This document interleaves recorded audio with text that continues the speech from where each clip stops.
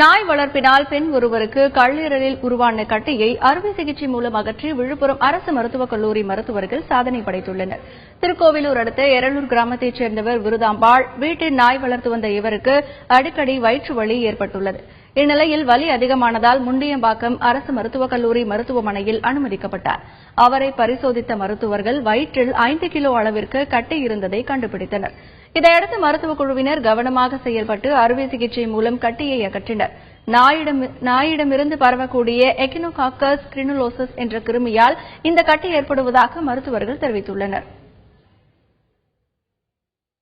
இந்த கட்டி எக்கினோகாக்கஸ் கிரானுலோசஸ் என்ற ஒரு கிருமியினால் வர கட்டி. ஹைடாட்டிட் சிஸ்ட் என்பது இதனோட கட்டி. இந்த கட்டியை அறுவை சிகிச்சை செய்து அகற்ற வேண்டும் என்று அறுவை சிகிச்சை நிபுணர்கள் குழு முடிவு செய்யப்பட்டது. இந்த கட்டி அறுவை சிகிச்சை செய்வதற்கு தனியார் மருத்துவமனையில் 3 லட்சம் செலவாகும். அரசு விழுப்புரம் மருத்துவமனையில் முதல்வர் அம்மா அவர்களின் காப்பீட்டு திட்டத்தில் இந்த அறுவை சிகிச்சை கட்டி அறுவை செய்வது என்று முடிவு செய்யப்பட்டது. நாய் வளர்ப்பவர்கள் மிகவும் கவனமாக நாய்க்கு தடுப்பூசி போட வேண்டும், கிருமி நாசினி கொடுக்க வேண்டும். அவர்களை ஹேண்டில் செய்யறவங்க கையை கால் கழுவிட்டு சுத்தமாக சாப்பிட வேண்டும். தண்ணீரை நன்றாக கொதிக்க வைத்து சாப்பிட வேண்டும். காய்கறிகளை கழுவி யூஸ் பண்ணணும்.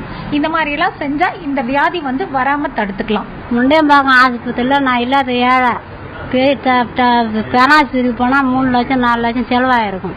நான் எங்கிருந்து போக இல்லாத ஏழை விவசாயம் பண்ற ஆளு. முண்டியம்பாக்கம் ஆஸ்பத்திரியில் டாக்டர்லாம் என்ன நன்றி நல்லா கவனிச்சு என்னை பார்த்து குணமாக்கி கட்டி எடுத்துட்டாங்க.